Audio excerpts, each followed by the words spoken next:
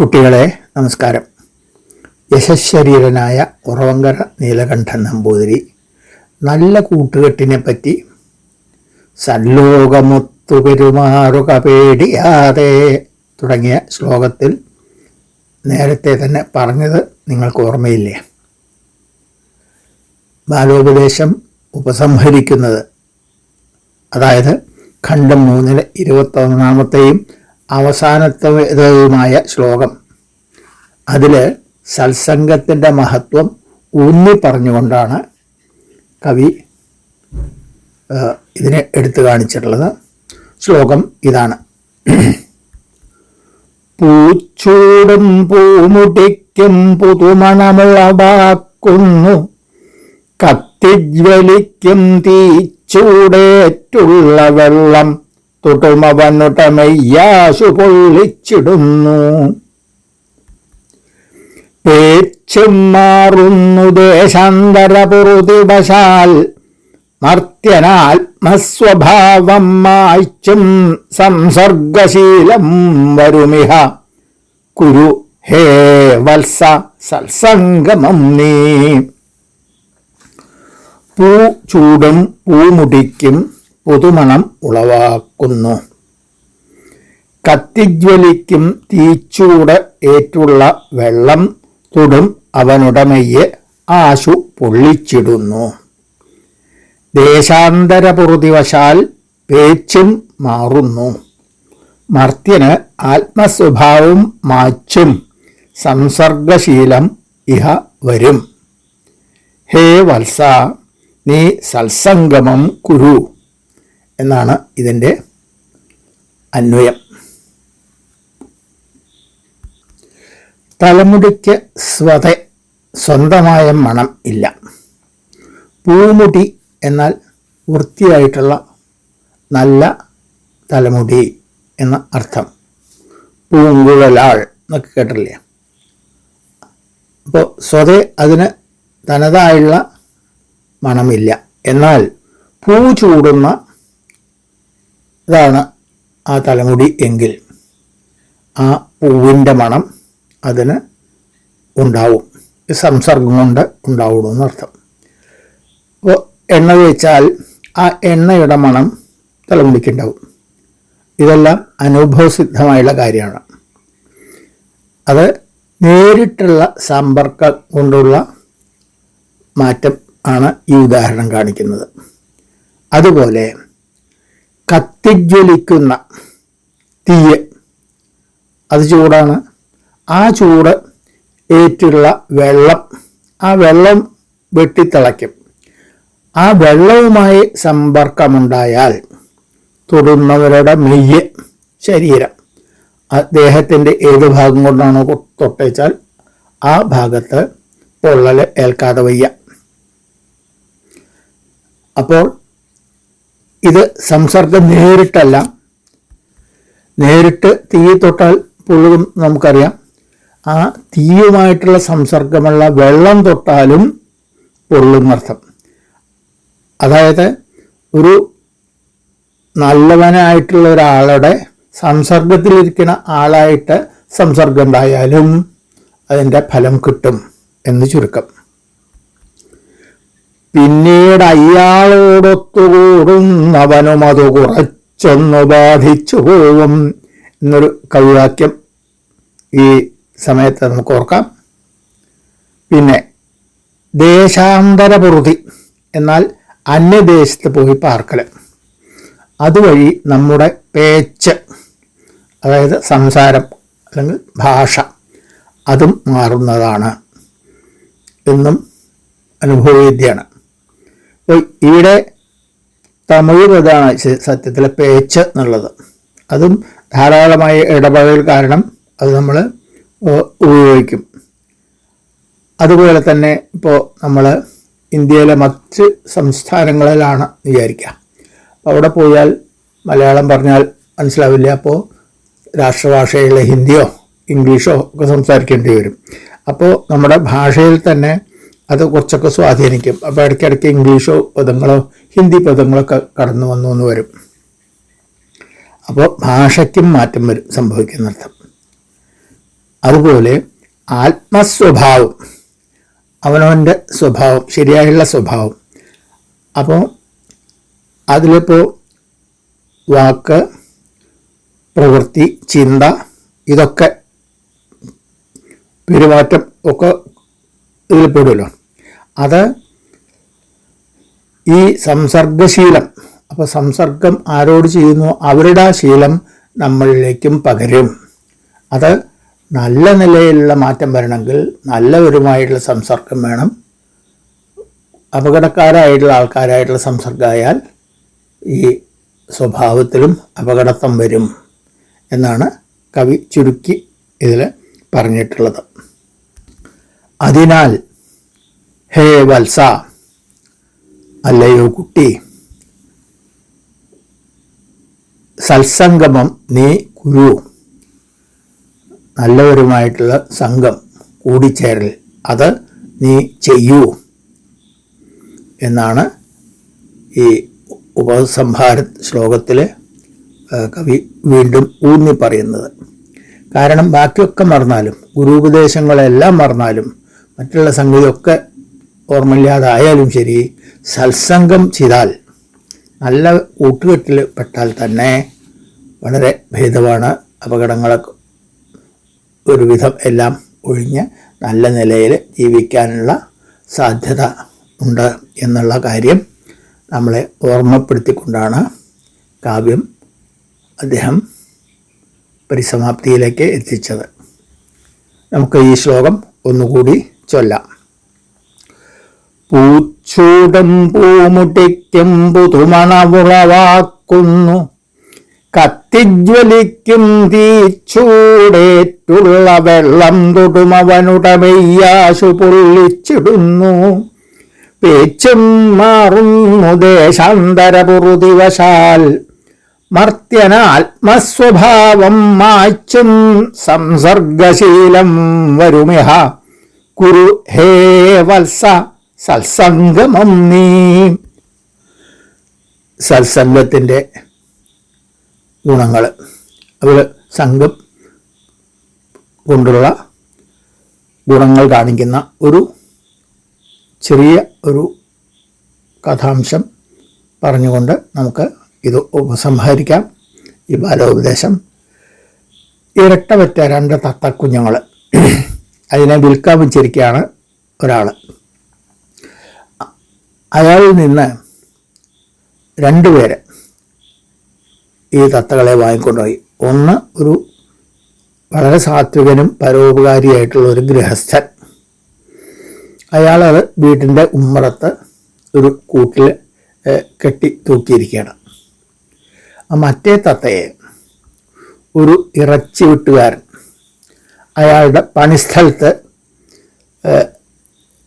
കൂട്ടിലിട്ട് വളർത്തിയിരിക്കുകയാണ്.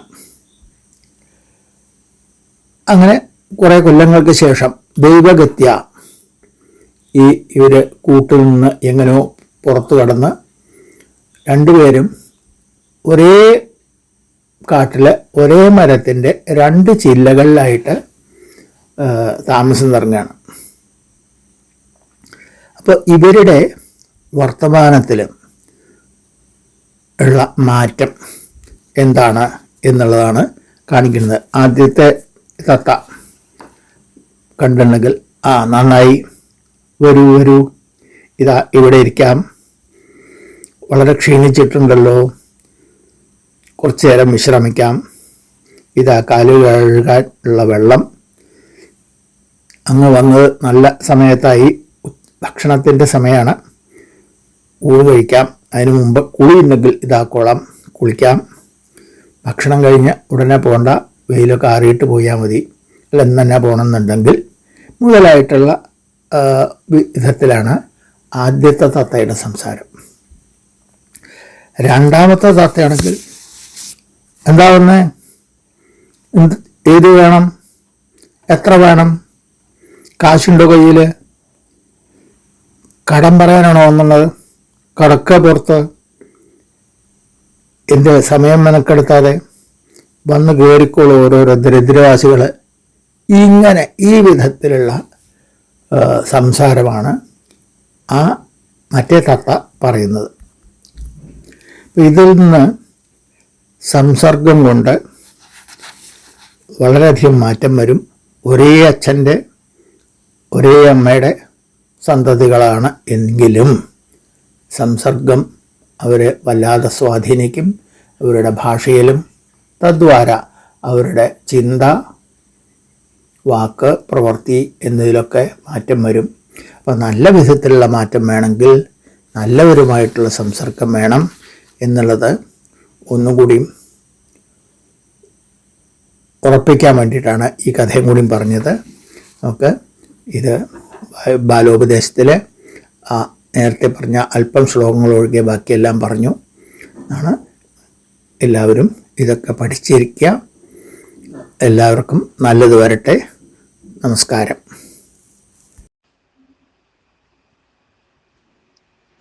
ശ്രോതാക്കളെ നമസ്കാരം. യശശരീരനായ കുറവങ്കര നീലകണ്ഠൻ നമ്പൂതിരി അവരുടെ ബാലോപദേശം എന്ന മഹത്തായ ഖണ്ഡകൃതി, അതിലെ ശ്ലോകങ്ങളും കുട്ടികൾക്ക് മനസ്സിലാക്കാൻ പാകത്തിലുള്ള ഒരു ചെറു വിവരണവും ആണ് നിങ്ങൾ ഇതുവരെ കേട്ടത്. ഇതിൽ ഒട്ടാകെ 110 ശ്ലോകങ്ങളെ ഞാൻ എടുത്തിട്ടുള്ളൂ. ശരിക്ക് 126 ശ്ലോകങ്ങൾ ഉണ്ട് അതിൽ. യഥാർത്ഥത്തിൽ അതിൽ 16 ശ്ലോകങ്ങൾ ഇക്കാലത്ത് അത്ര സാങ്കത്യം ഇല്ലാത്തത് കാരണം അവ ഒഴിവാക്കിയെന്ന് മാത്രമേ ഉള്ളൂ. കുറവങ്കര എന്നോട് പൊറുക്കട്ടെ. സംസ്കൃതവും മലയാളവും പരുങ്ങലായിട്ടുള്ള ഞാൻ ചില ശ്ലോകങ്ങളുടെ അർത്ഥത്തിന് മഹാകവി കൈതക്കൽ, ഡോക്ടർ ശ്രീകൃഷ്ണൻ എന്നിവരെ സമീപിക്കേണ്ടായി. അവർ അതിന് മറുപടി പറഞ്ഞു തന്നു എന്നുള്ള കാര്യം പ്രണാമപൂർവം ഓർക്കട്ടെ. ഇതിലെ എല്ലാ ശ്ലോകങ്ങളുടെയും ശരിയായ പാഠം ഏതാണെന്ന് കാണിച്ചു തരാനും പൊതുവെ അർത്ഥം എന്താണെന്ന് പറഞ്ഞു തരാനും മാത്രമല്ല, ഞാൻ കാലത്ത് റെക്കോർഡ് ചെയ്ത് അയച്ചു കൊടുത്താൽ അന്നേ ദിവസം തന്നെ ഒട്ടും കാലതാമസം ഇല്ലാതെ എന്നർത്ഥം അതിനെക്കുറിച്ചുള്ള അദ്ദേഹത്തിൻ്റെ അഭിപ്രായങ്ങൾ, അതേപോലെ അദ്ദേഹത്തിൻ്റെ നിർദ്ദേശങ്ങളും തന്ന് എന്നെ സഹായിച്ചത് ബ്രഹ്മശ്രീ അയിരൽ നാരായണൻ ഭട്ടതിരിപ്പാടാണ്. അദ്ദേഹമില്ലായിരുന്നെങ്കിൽ ഇത് എന്നെ. കുട്ടികളെ നമസ്കാരം. ബാലോപദേശത്തിലെ ആദ്യ ഖണ്ഡം നാം കേട്ടു കഴിഞ്ഞു. ഇതിലെ 67 ശ്ലോകങ്ങളിലെ ചില പ്രത്യേകതകൾ കൂടി എടുത്തു പറയാം. ഇതെല്ലാം ഇന്ദ്രവജ്ര അല്ലെങ്കിൽ ഉപേന്ദ്രവജ്ര എന്ന വൃത്തത്തിലാണ് എഴുതിയിട്ടുള്ളത്. ഉപജാതി, അതായത് ഇന്ദ്രവജ്രയും ഉപേന്ദ്രവജ്രം ഇടകലർന്നിട്ടുള്ള ഉപജാതി, അത് ഇതിൽ ഇല്ല തന്നെ. കേളിന്ദ്രവജ്രയ്ക്ക് തതം ജഗംഗം ഉപേന്ദ്രവജ്രജ ജതം ജഗംഗം എന്നാണ് അതിൻ്റെ ലക്ഷണം. അതായത് ത ത ജ എന്ന 3 ഗണങ്ങളും പിന്നെ 2 ഗുരുവും ആണ് ഇന്ദ്രവജ്രയ്ക്ക്. ഉപേന്ദ്രവജ്രയ്ക്ക് ജ ത ജ എന്നീ 3 ഗണങ്ങളും 2 ഗുരുവുമാണ്. അപ്പോൾ ചുരുക്കത്തിൽ ആദ്യത്തെ 2 അക്ഷരങ്ങൾ നോക്കിയാൽ അത് ഇന്ദ്രവജ്രയാണോ ഉപേന്ദ്രവജ്രയാണോ എന്ന് പെട്ടെന്ന് വേർതിരിച്ച് മനസ്സിലാക്കാൻ പറ്റും.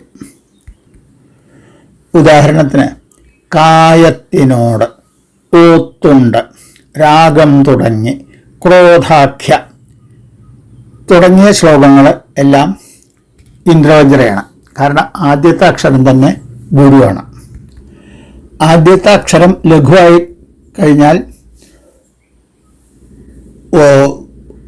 ഉടനെ അത് ഉപേന്ദ്രവജ്രയാണ് എന്ന് വിചാരിക്കരുത്. ഇപ്പോൾ ചിലത് മുഞ്ചൊന്ന എന്നുള്ള മൂന്നുള്ളത് ലഘുവാണെങ്കിലും ഞ്ച എന്നുള്ള കൂട്ടക്ഷരം പിന്നെ വരെ കാരണം മൂന്നുള്ളത് ഗുരുവായിത്തീരും. അപ്പം അതാണ് പറഞ്ഞ ആദ്യത്തെ 2 അക്ഷരങ്ങൾ നോക്കിയാൽ നമുക്കത് ഇന്ദ്രവജ്രയാണോ ഉപേന്ദ്രവജ്രയാണെന്ന് മനസ്സിലാവും. ഇതിനെപ്പറ്റി കൂടുതൽ വിസ്തരിക്കുന്നില്ല. കൂടുതൽ വേണം എന്നുള്ള ആഗ്രഹമുള്ള കുട്ടികളെ വൃത്താഞ്ജലി എന്ന AR രാജരാജവർമ്മയുടെ പുസ്തകത്തിൻ്റെ ഒരു കോപ്പി സംഘടിപ്പിച്ച് വായിച്ചു നോക്കാം. എന്നാൽ വളരെ എളുപ്പത്തിൽ അത് മനസ്സിലാവും. ഈ 67 ശ്ലോകങ്ങളിൽ തപ്പി നോക്കിയിട്ടുണ്ടെങ്കിൽ ഒരു 16 ശ്ലോകങ്ങളാണ് ഇന്ദ്രവജ്ര. ബാക്കിയുള്ള 51 ഉപേന്ദ്രവജ്രയാണ്. അതൊന്ന് നോട്ട് ചെയ്ത് വെച്ചാൽ ഈ മത്സരങ്ങളിലൊക്കെ പങ്കെടുക്കുന്ന കുട്ടികൾക്ക് കുറച്ചും കൂടി ഉപകാരമാവും. സാധാരണ നിലയ്ക്ക് ഇന്ദ്രവജ്ര, ഉപേന്ദ്രവജ്ര, ഉപജാതി ഒന്നിച്ച് ഏതെങ്കിലും ചെല്ലാം എന്നുള്ള നിലയ്ക്ക് വരുള്ളൂ. എങ്കിലും ഈ ഇത്ര ശുദ്ധമായുള്ള ഇന്ദ്രവജ്രയും ഉപേന്ദ്രവജ്രയും ഉറവങ്കര നമുക്ക് തന്നിട്ടുണ്ട് ഈ മേൽപ്പറഞ്ഞ ശ്ലോകങ്ങൾ എന്നത് നമ്മൾ ശ്രദ്ധിക്കാതെ പോകരുത് എന്നർത്ഥം. അതേപോലെ ഇതിലെ ശബ്ദാലങ്കാരങ്ങളുടെ പ്രത്യേകതയും ശ്രദ്ധിക്കപ്പെടേണ്ടതാണ്. ദ്വിതീയാക്ഷരപ്രാസം എല്ലാത്തിലും ദീക്ഷിച്ചിട്ടുണ്ട് എന്ന് നമുക്ക് കാണാൻ പറ്റും. അതിനു പുറമെ കുറേ ശ്ലോകങ്ങൾ ദ്വിതീയം തൃതീയം ആയ അക്ഷരങ്ങളിൽ പ്രാസം ദീക്ഷിച്ചിട്ടുണ്ട്. ഉദാഹരണം, 2ാമത്തെ ശ്ലോകം ഉണ്ടല്ലോ, നിനക്കടോ ബാലക നീദാനീം നിനക്കു വേണ്ടുന്നതിലെന്തറിഞ്ഞു കനക്കു നീ മൂഢതയാം ഇരുട്ടത്തിനി കഴിക്കൊല്ല മിനിട്ട് പോലും. ഇതിലെ ദ്വിതീയാക്ഷരവും തൃതീയാക്ഷരവും രണ്ടിലും പ്രാസം ദീക്ഷിച്ചിട്ടുണ്ട്. അതുപോലെ പിന്നെയുണ്ട് ചെറുപ്പം അങ്ങാടിയിലെ പിട്ടിച്ചു കയറും മുതലായ ശ്ലോകങ്ങളിലൊക്കെ ഉണ്ട്. ആദ്യത്തെ ശ്ലോകമായുള്ള നിരന്തരായം നതവാഞ്ചിതാർത്ഥം തരന്തരം പോലെ തരുന്ന ദേവൻ നിരന്തരം ബാലഹിതം കഥിപ്പാൻ വരന്തരേണം വരവാരണാസ്യൻ എന്നുള്ള ശ്ലോകത്തിലെ ദ്വിതീയ തൃതീയ ആയുള്ള അക്ഷരങ്ങൾക്ക് പുറമെ ചതുർത്ഥ അക്ഷരത്തിലും പ്രാസം ദീക്ഷിച്ചിട്ടുണ്ട്. അതായത് ശബ്ദാലങ്കാരം കൊണ്ട് സമൃദ്ധമാണ് ബാലോപദേശത്തിലെ 67 ശ്ലോകങ്ങളും. പിന്നെ ഉപമോൽപ്രേക്ഷ, അർത്ഥാന്തരന്യാസം തുടങ്ങിയ അലങ്കാരങ്ങളുണ്ട്. അതൊന്നും ഇവിടെ വിസ്തരിക്കുന്നില്ല. അത് വേണ്ടവർ പ്രത്യേകം പഠിച്ചോളാം. പക്ഷേ ഇത് നമ്മൾ ശ്രദ്ധിക്കാതെ പോകരുത്. ഉറവങ്കരയുടെ കവിതാരചന പാടവം നാം ഇതിൽ കാണണം, മനസ്സിലാക്കണം എന്ന് മാത്രം ചുരുക്കി പറയാം. ഇനി നാളെ മുതൽക്ക് ബാലോപദേശത്തിലെ 2ാം ഖണ്ഡം നമുക്ക് തുടങ്ങാം. എല്ലാവർക്കും നമസ്കാരം.